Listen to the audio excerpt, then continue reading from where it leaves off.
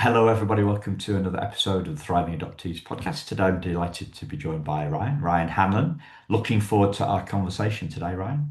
Hey Simon, thanks for having me, and I'm also looking forward to the conversation. Yeah, you're a star. You're a star. So, uh, people might be aware of Ryan, listeners. Ryan's the boss of the NCFA, the National Council for Adoption in Washington.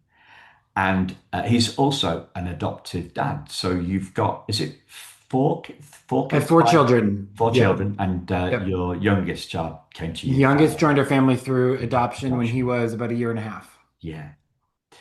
So what we're going to do, listeners, is we're going to start a big picture, and then we're going to dive into something a little bit more personal. But obviously, we're going to respect Ryan's youngest's. Uh, her story. It's their story.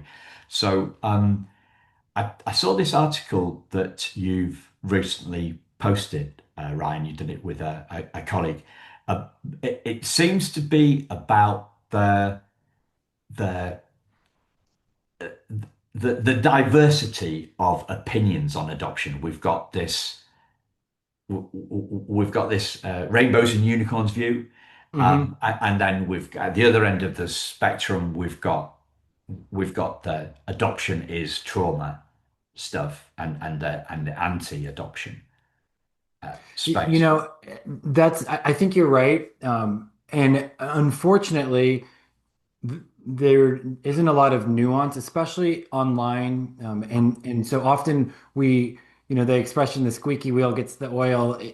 There's a, loud, but I think rather small group, especially online, that are anti-adoption that um, in some ways bully people who have more nuanced views. I can't tell you the number of adoptees I've met who have told me they've wanted to join an adoptee group and were bullied out of it because they had views that were, more nuanced than these, extremist anti-adoption sentiments.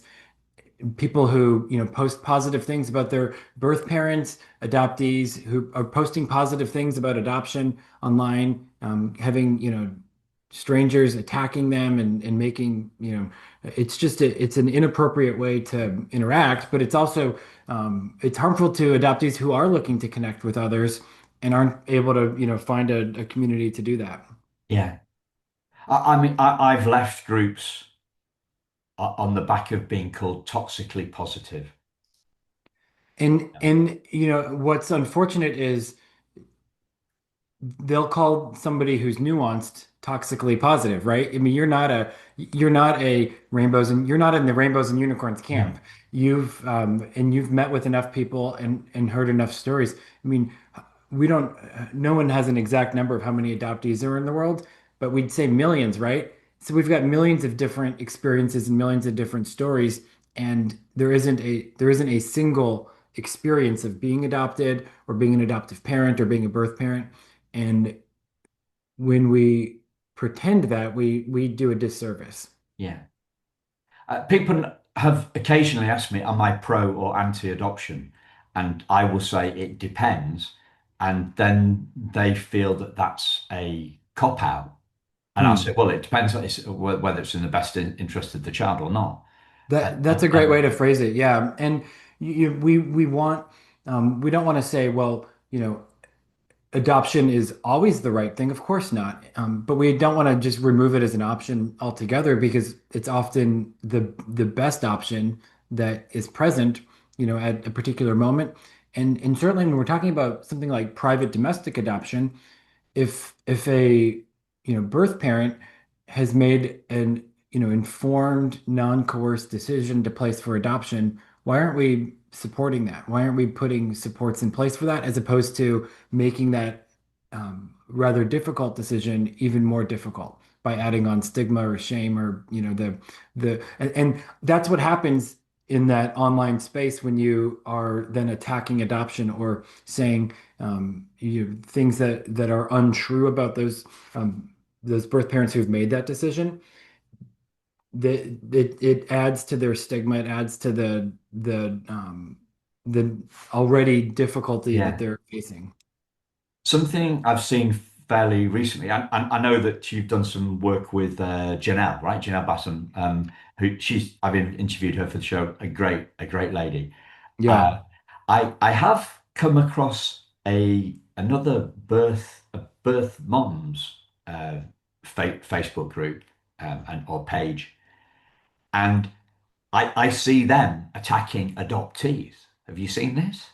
I have, unfortunately, and some of the communities that form online are just themselves, they're kind of like magnets for other people who have the same kind of negative views. It it's people have had difficult experiences, and some people have been treated very poorly. And when that's the case, we understand why they're hurt and why they might be, lashing out at others. And at times, I think the best response is just to not engage at all. Yeah, But I think when we want to communicate to policymakers or to the public generally, it's important to put in context the the broader experience and not just cherry pick, here are three good examples or here are three negative examples. Instead, utilizing research to say here's the wide range of experiences, and here's what a typical experience looks like. yeah.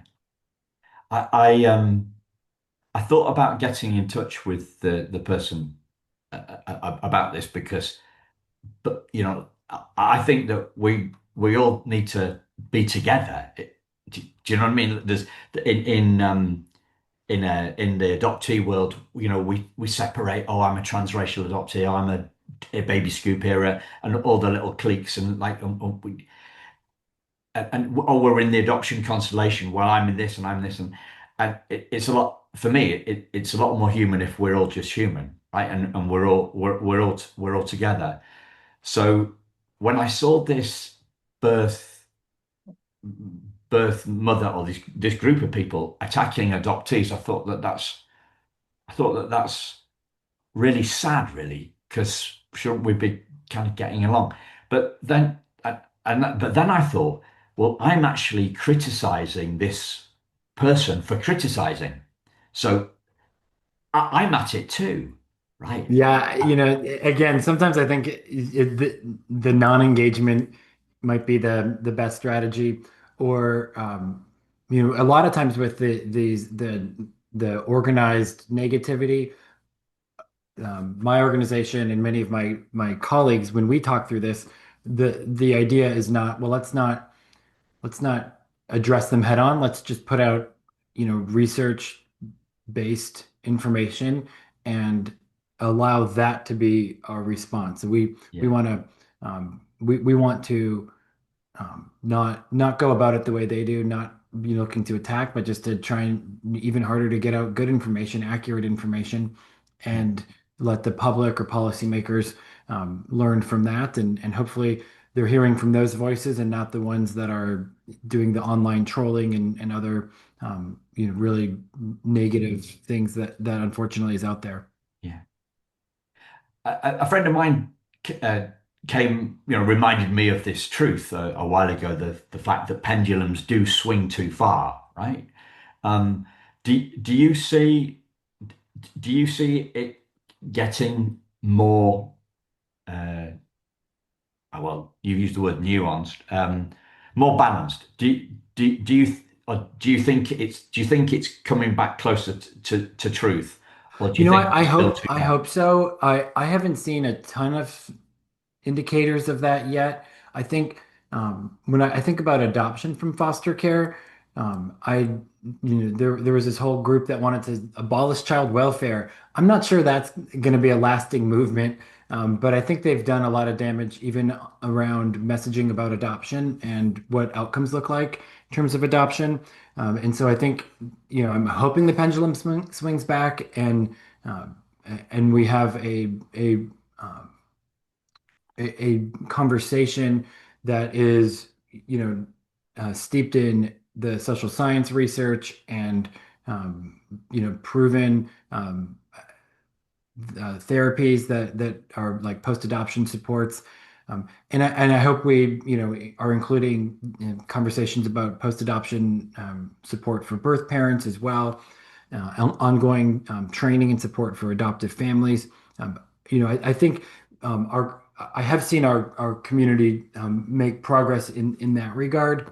Um, but in some ways, I think the online negativity at this point seems to be getting worse. And I think it's because they're, they're not looking to, they get feedback from others who are, of the same mindset. And so, I think they're in a feedback loop that is working for them. Yeah, And often we're having very different conversations in different silos. yeah. Have you heard this theory or truth? I don't know what extent it is or whether it's an urban myth that Facebook have found out that anger is the biggest driver of Mm, virality.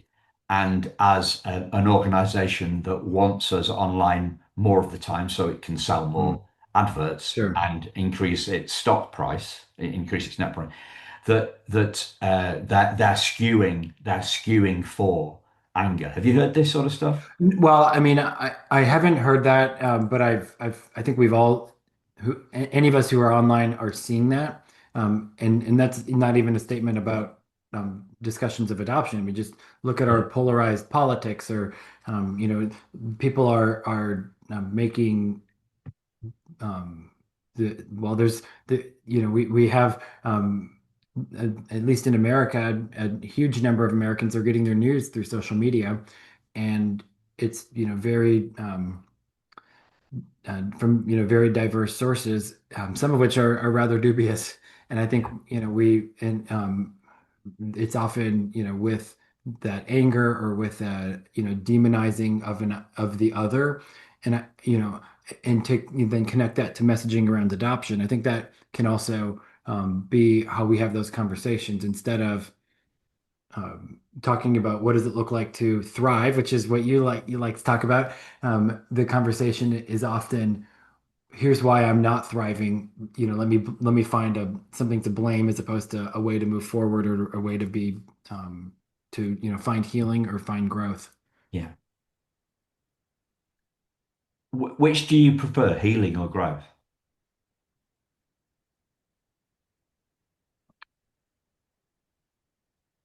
In terms of those terms, I think I would want to be mindful of a particular situation. I think there are people who need healing, and um, I don't think we should shy away from that. And I think for others, it probably looks more like growth or change. And others, it's like, maintaining the same trajectory. And so I don't want to go in and assume that's the case, but all of us need improvement, right? Like Yeah, if we haven't been able to identify that, then we are blind. So there's room for growth for all of us. And I think most of us have areas where we've been hurt and need healing. And adoptees are not an exception to that. yeah, yeah. Um, one of the things that I've been aware of, and I've been in this space professionally, should we say? I haven't been in this space as long as you have, because obviously you worked for an agency before you came to the That's right. NCFA. Yeah? So your background is a social worker, right? Is that right? That's right. Yeah, I've social work degree, and I've been in the field for um, a little over 21, 22 years, Yeah. something like Yeah, that. and you've got 4 advanced degrees, I think. I think it said on I, like a lot of schooling. My wife tells me no more, so no more. Yeah, I'm done. stop it. Yeah. Yeah, stop learning. Stop learning. Um, uh, the one of the things that has become apparent to me, or my worldview, my perspective on this, really, in because I've only been doing this like in this space 5 years, is the fact that I think there are parts of the adoption community that have gone past being trauma informed and have become a little bit trauma obsessed. Is if it's possible to become a little bit obsessed, right? I don't think you can't, right? It- But it- and a lot of the people that I say so that I speak to, when I talk about my own philosophy, which is kind of trauma informed. Well, first off, it's love grounded, right? Love grounded, trauma informed, and thriving Hmm. obsessed. Hmm. That kind of sums up my philosophy in six six words. To what extent do you think that we are parts of the adoption community has become trauma obsessed? Well, I think um, one of the reasons I'm optimistic about the future is about the future of adoption is I think one of the more positive changes in the last 20 or so years is that parents have had better training in advance of an adoption to be informed about how to have trauma-informed, parenting in ways that I think would have been beneficial, decades prior. So Yeah. you earlier you talked about that pendulum swinging. I don't think we're at the point where parents are being told too much information or getting too much training. I don't think we're at that point, and I don't think we need to swing in the other direction. But I have met certain individuals who want to um, attribute everything to trauma, or would make a blanket statement like adoption is trauma, and without any real desire to look at perhaps what preceded the adoption and think through, might that be a contributing factor, or the social science evidence is pretty overwhelmingly clear that adoption is serves as a very beneficial intervention in the lives of adoptees. And so to like fully disregard the mountains of social science literature, and it would be a very simplistic thing to just come in and say, well, adoption is trauma, and leave it at that. Yeah. Okay. Um, because obviously the people, the anti-adoption lobby, obviously largely adoptees, they're picking they're picking data that supports their argument, right? So that they will talk about there's four adoptees are four times more likely to attempt suicide, or I don't. They have their data, and clearly you're looking at data that's more um, holistic. I don't know Yeah, how. well, I mean, let's dive in on that because I think this is actually one of the main talking points that the anti-adoption community likes to bring up, and I think they have it exactly wrong. And so I'm glad you brought, I wasn't planning on talking about this, but I'm glad you brought it up because um, they're like let's start with their statement. What they're saying is on its face a true statement. Adoptees are more likely than somebody in the general population to experience suicidal ideation, to have suicidal thoughts, or to attempt suicide. That is a true statement. That's a correlation, though it's not a causation. And there have been researchers, independent of NCFA, independent of adoption groups, there have been researchers who have studied this in more detail. The medical school at North Carolina, Chapel Hill, and Duke did a combined study and looked at this in more detail. And what is it that they found? They found traumas are the predictive factor, not adoptee status.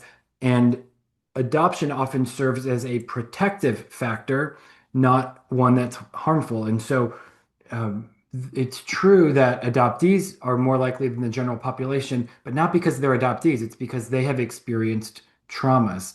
And adoptees are far more likely to have experienced traumas, especially those who are placed um, through intercountry adoption or for adoption from foster care, to have had those traumas prior to being in their adoptive home. And so when you are only looking for a correlation, you could find all sorts of make all sorts of crazy statements. They're just not. It's not an appropriate way to go about social science, and they should know better. I mean, the communities that are saying this either haven't looked hard or they've been willfully ignorant because this data has been out there, and it's been out there for years, and they're choosing to either misrepresent or to be ignorant, and it has real harms because I hear that statement over and over again from people as as a way of taking down adoptees, or adoptees might even be feeling bad or be more inclined to think poorly of the decisions that were made for them in a manner that is the exact opposite of what the social science evidence actually says. Okay. So is what you're saying that if you take a group of 100 people and who have experienced adverse child experiences, this ACEs thing, right?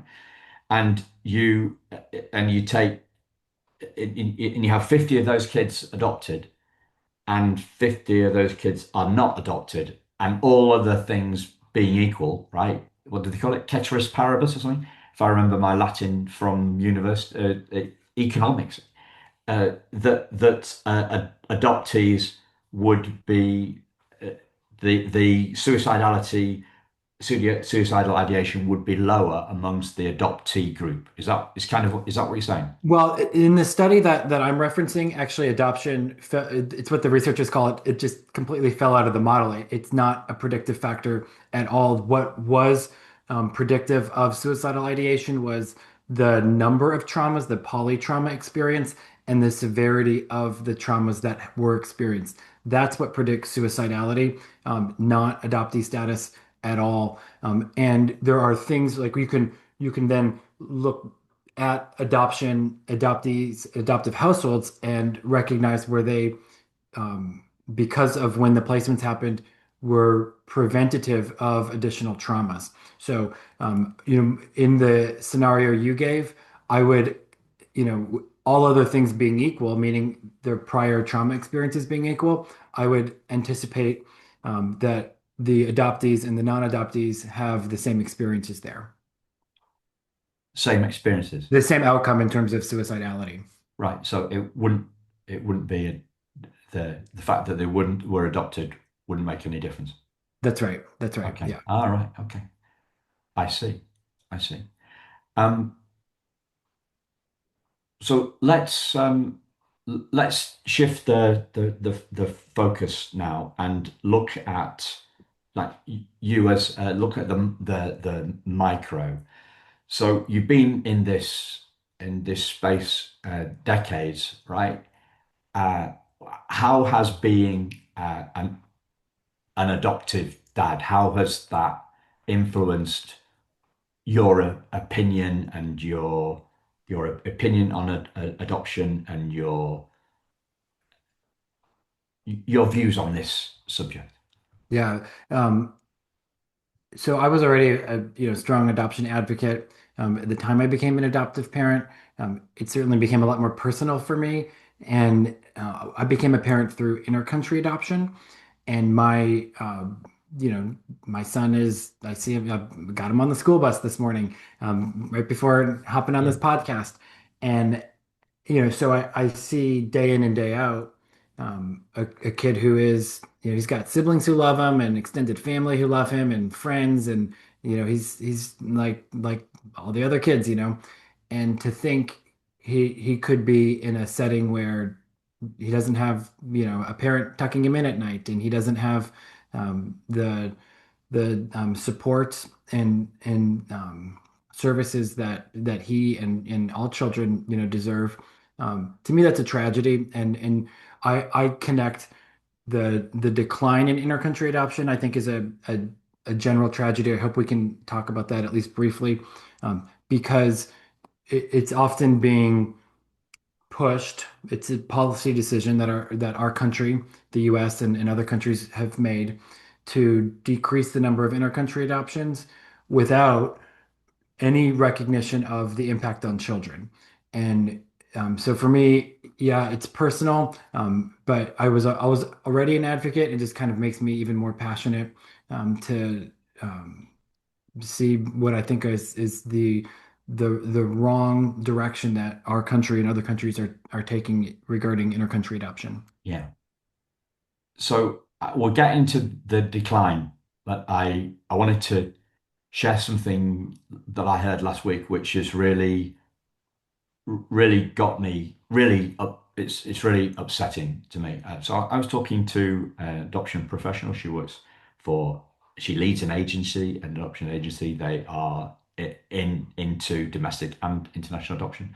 She talked about going to three countries in Africa. I think they were Kenya, Zambia, and Malawi, if I remember rightly. And she met with officials in each of those three countries. One of those one of those officials started telling her about babies being thrown in pig pits to die. It's awful. It's just awful. And And and then and and then she somebody in the next country also told her about that, um, without any prompting, like spontaneously in the conversation. And it's, it you know, just, and unfortunately, I mean, I think the policy makers that are part of this decline don't have they're not seeing the realities in many of these orphanages around the world. I mean, I was in Ethiopia and I'm sorry, this is like not family friendly. If you got kids listening, close their ears for a second. I was in an orphanage in Ethiopia where children's fingers were eaten by rats. You mean like little babies, overnight. And I mean, just awful, awful things. Children dying, just because they're not getting proper care. I've seen that in India. I've seen that in countries all over the world. And the idea that we have so many, tens of thousands, hundreds of thousands of families that would be open to adopting these children, and hundreds of thousands, if not millions of children who would benefit by having a permanent family. It's a tragedy that our policymakers have not found a way to meet that need. And families are that's where children are going to thrive. Children are not going to thrive outside of a family. It's We've got millennia of human history has taught us that, and we're not going to. yeah. The government can do a lot of good things, but the government is not going to be a family. And we're not necessarily saying, I'm not necessarily saying that those kids need to be, they must be moved out of their country and adopted into the UK or the US. I'm not saying that. I'm just saying that that stuff has to stop. Agreed. And we would be celebrating when and we do celebrate when adoptions happen domestically. I mean, um, I just mentioned Ethiopia. There are domestic adoptions increasing in Ethiopia. That's a great thing. But it's not increasing at a way that's anywhere close to the magnitude or the scale of the issue that needs to be addressed. And so I think it's a both and, not an either or. And when we can't do a an adoption domestically in a timely manner, we ought to retain the ability to provide children a family and not let a border become a barrier there. Yeah. And but yeah, it's not about coming to the US or the UK. That's not the point. Um, the point is let's let children grow up in a family. Yeah.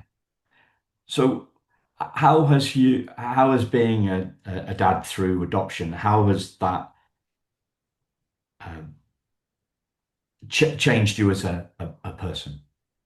Well, I think one advantage that I have on this in terms of reflecting on it is three children who were born to us, one child through adoption, but all four are very different. They're very just different people. And so in some ways, it's not like you can't say, well, my wife and I, we've got these great genetics or terrible genetics or good parenting or bad parenting. I mean, those things matter and those things are impactful. And yet, I've got four different, very different kids, all of whom I love dearly, but whom I love very differently because they're very different people. And it's not like I love one more than the other. It's just, four very, very different, very wonderful people in my life. And there's a humility in recognizing that it's not all about me or us as parents. They are who they are, in some ways, despite me. And so adoption helps see that too, helps, point that out. Um, and one of the things that is specific to adoption is recognizing that what matters and what lasts is the relationship. And so, like take my three children who were born to us. What matters when they're adults is going to be the relationship we have with them, not that there's a genetic connection, right? The same with our youngest. It's going to be, a relationship, and have we maintained a relationship? Part of that's our parenting. There's a million different factors that influence it. Having a genetic connection is not one of them. And so, if we want UK, you guys don't do Thanksgiving. We got Thanksgiving coming up, so it's on my mind. If we want our kids when they're adults to be sitting around the Thanksgiving table with us, having a relationship with them matters, not just a genetic connection. Yeah. One of the themes that we often dived into on Thriving Adoptees podcast is this truth that if we want our kids to thrive, then we need to be thriving too. Mm. So, what does thriving mean to you, Ryan? And I just want to say that I jumped pretty quickly from what you just said to that question. That's okay. Yeah. That I'm No, no, not, no. like so.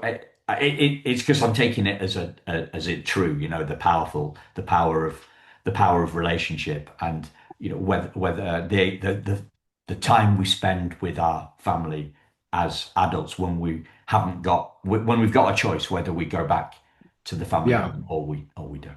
Yeah. Yeah. So to answer your question, what does thriving mean to me? I love that you bridge it with, if we want our kids to thrive, we need to thrive in part because we're role models. We're setting an example, right? So our ability to eat healthy or not spend all day staring at our scrolling on our phone or exercise, all those things our kids are watching. Our oldest right now is learning to drive, and so even when he's not driving, if he's in the car with me, I'm setting an example because he's learning, and he has been for many years now because he's watched his mother and I drive him around, and that's true in our life. So for me, thriving in terms of what that looks like for my kids, the temptation is as parents, the temptation is, well, good grades and looking, having lots of friends, and those are, doing well in sports, and those are fine things, and I think most of us want those for our kids, but that's not short or long term, certainly not long term thriving. I think that is really meaningful relationships. I think being, healthy and making good decisions there. Prioritizing things like faith and family as as important, and not worrying about what university am I going to get into, or how many people liked my most recent comment on social media, and having that perspective. It's hard to do, and I think you're exactly right. Part of a big part of that is how are we modeling that for our children, and how are we showing them, you know through our actions what should be Yeah. valued. Because me and my wife haven't got any kids, right? And yet I've spoken to a lot of parents, adopted parents, biological parents, and before I came into the adoption space, a lot of work with kids and parents. And one of the most telling things that I heard in this area, that kind of relates to modeling is, kids do as we do, not as we say. Hmm. Yeah, I think that's right. And especially in that long run, there, that you end up kind of parenting like your parents, or if you really disliked the way they parented, you might do the exact opposite of what they did, or have some type of reaction to it. And but we learn through those actions, and through that that's been set as what's normal, and unless there's some type of a disruption or intervention, our framework for how the world works is modeled to us primarily, especially when kids are younger, by parents. Yeah. I want to you mentioned the word faith. So I just want to jump back a little bit and tie two things together, if I can do that. Uh,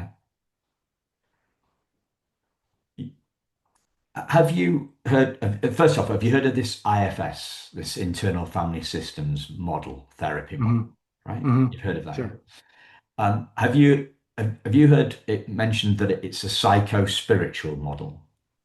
Have you heard that? Yeah, so that I think is one of the areas where the kind of psychodynamic view has changed in more recent decades. There's been a movement to bring in a more spiritual element as well, recognizing that it's a big part of many people's environment. And so, to if you're a therapist or um, if you're a clinician of some sort and you're leaving out something that is enormously important to half of your clients, that's a huge part of their life and their value formation and their worldview. You're missing out on an opportunity to understand how they work as a family unit, and if it's family Yeah. systems, um, you might be missing some of the most important puzzle pieces. Yeah. So by spiritual, Dick Schwartz, the guy that created IFS, he's including his view is a non-religious view of spirituality, right, rather than a religious one. And so most models are psychological, and IFS is psycho-spiritual. So he's talking about uh, religious, or well, he's not necessarily talking about religious psychology, but sorry, religious spirituality. But it kind of it's about our essence as spiritual beings having a human experience, as one guy puts it, and that it, he created IFS many decades ago, but he seems to be now realizing that the the spirituals he hasn't been giving enough emphasis or enough balance to the spiritual side over the psych over the psychological side. Are you am I is this all mumbo jumbo or am I making any sense? Yeah, it's making sense, and I actually probably would benefit by even like learning more and reading more about it. The family systems model that I learned, through my graduate studies, is I think pretty compelling. And I see it within, like it would be hard to understand our family dynamics unless you really, studied the interactions we have with one another and you really learned who we are because there's nonverbals, there's things that happen that just is not going to be clear if you're looking at just one person, and not taking into account everyone, including our crazy dog, and like what then happens in when it's my wife and I in a room, the dynamic's different than when it's my wife and our kids, and like things change, and to not bring in spirituality for families where that's an important part of who they are and how they interact with one another and how they understand the world, to just totally leave that out is missing an opportunity to work with them, through a channel that they are already receptive to. Now, what I wouldn't want to do if I'm a therapist, I'm not, but if I were a therapist, what I wouldn't want to do is push spirituality on people who say, I'm not interested in that. I don't believe that. If somebody came to me, said, I'm an atheist, I wouldn't say, well, let's bring religion into your family system and mix it up that way. Might be good for them, but if they're not interested in it, if they're not, receptive to that, I don't think that's the therapist's role. Yeah, good, cool. So we're kind of coming up on time now, Ryan, and I know you've got a hard stop in 5 minutes or Yeah, so. I can be a little bit late if Yeah, you want to keep going a few minutes. yeah. I wanted to ask you. We've covered a number of different topics, and I wanted to ask you if there's something that you'd like to mentioned that I've not asked you about?